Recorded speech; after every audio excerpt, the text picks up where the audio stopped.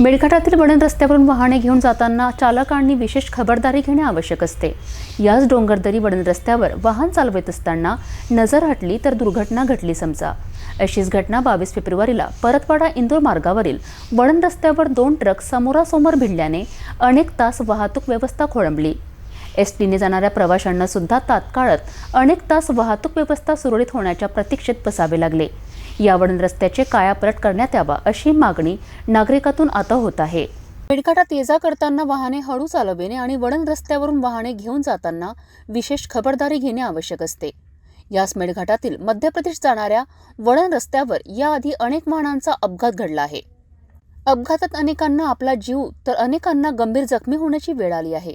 अशाच अपघाताची घटना परतवाडा इंदोर मार्गावर 22 फेब्रुवारीला 2 ट्रकमध्ये घडली।